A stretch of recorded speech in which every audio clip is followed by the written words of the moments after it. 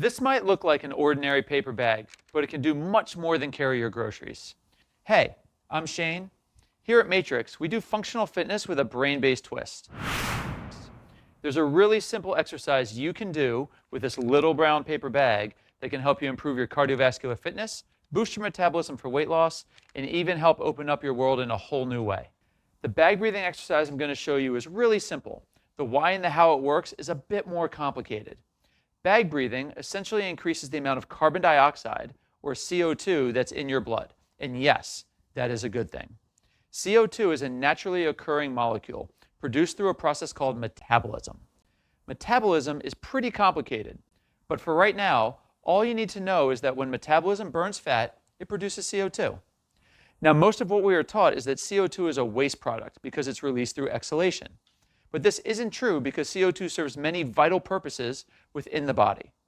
CO2 only becomes a problem when there is too much or too little of it in the blood over an extended period of time.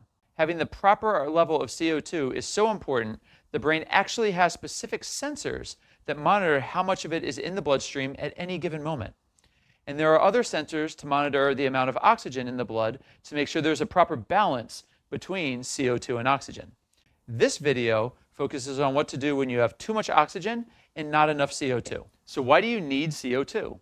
One thing it does is help lower the blood pressure, and it does this by promoting vasodilation. Vasodilation is the widening of blood vessels. Wider blood vessels make it easier for blood to flow through your body. The easier it is for blood to flow, the lower your blood pressure can be. Conversely, when blood vessels constrict, like when you're cold, blood pressure rises. Another critical role of CO2 is to help get oxygen into all the cells of the body. When we inhale oxygen, it binds to red blood cells. These red blood cells transport the oxygen through the body and release it to all the other cells. This happens because of a process called the Bohr effect, and is facilitated by CO2. If CO2 levels are low, oxygen remains stuck in the blood and your cells can't work well, especially during exercise. Now, back to bag breathing. By increasing CO2, it can help counteract the negative effects of stress-related shallow breathing.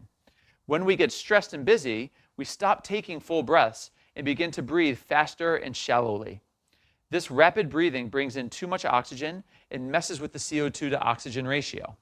If this happens for too long, the sensors get new, unhealthy settings. Bag breathing can help here because of the Bohr effect I mentioned before. More CO2 equals more oxygen released into the cells, which increases metabolism. Increased metabolism burns more fat, which releases more CO2. Bag breathing can kickstart this virtuous cycle.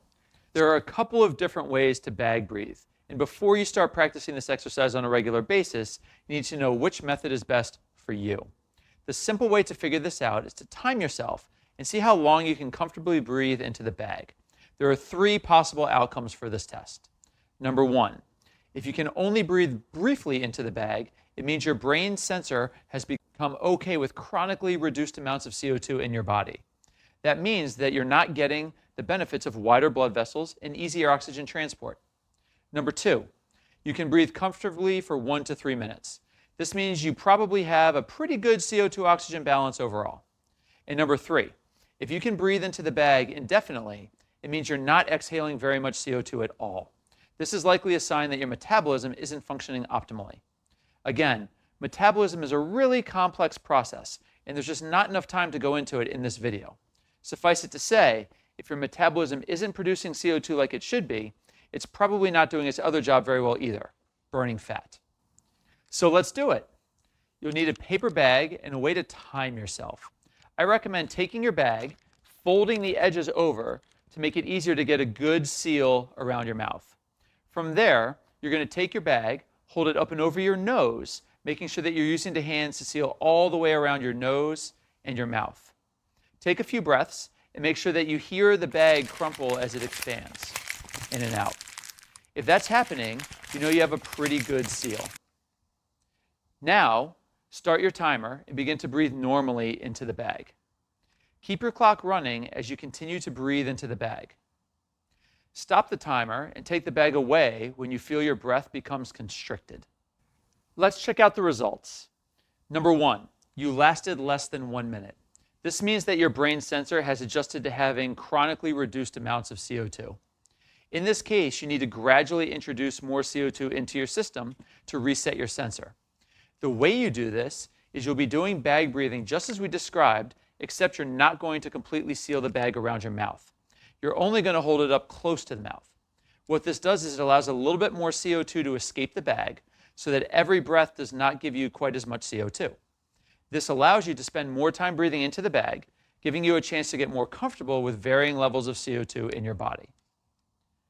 Number 2, you were able to comfortably breathe into the bag for 1 to 3 minutes. This is a great test result. It means that you have a healthy amount of CO2 in your bloodstream. You might not need to practice bag breathing on a regular basis, but it's always good to test it once a month or so just to make sure you're maintaining those healthy levels. And number 3, you could breathe into the bag until the cows come home. This could be a sign that your metabolism isn't producing sufficient CO2 for effectively burning fat. What you're going to want is a bag that traps more CO2 within it. You can do this in one of 2 ways. The first would be doubling up the paper bag, which will make it harder for CO2 to escape. This means that you'll be increasing the amount of CO2 you're inhaling each time you breathe. The other option is to use a gallon-sized plastic bag. This doesn't let any CO2 out. Just be really careful with this one and make sure to remove the bag as soon as your breathing becomes labored. What next? Now you know which type of bag breathing suits you best. The next step is determining frequency. I recommend practicing 3 to 5 times daily, spaced out throughout the morning and the evening. Keep this up until you can comfortably fall within the 1 to 3 minute breathing range during the exercise. You can also incorporate a brain-based tool called Assess and Reassess to make sure the exercise is having the positive effects that you expect. In the beginning of this video, I told you that bag breathing could really help open up your world. And by world, I mean nose.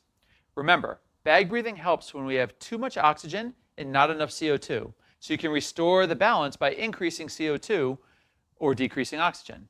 Now, I'm not recommending you cut off your own oxygen supply. You don't have to, because your brain has a way of doing this on its own. It narrows your nasal passages by creating congestion. By doing this, it limits the amount of air you can breathe in, which reduces oxygen levels and restores the oxygen-CO2 balance. If you increase the amount of CO2 you're taking in by bag breathing, your brain won't feel the need to limit your oxygen intake, and it will allow the congestion to decrease so you can breathe freely once again. Now that you know how much a paper bag can improve your overall health, you must be wondering what other breathing exercises there are out there and what unexpected benefits they might provide. Lucky for you, we've got more breathing exercise videos. Just click the links down below. Thanks for watching, and remember, if you enjoyed this video, make sure to like and subscribe.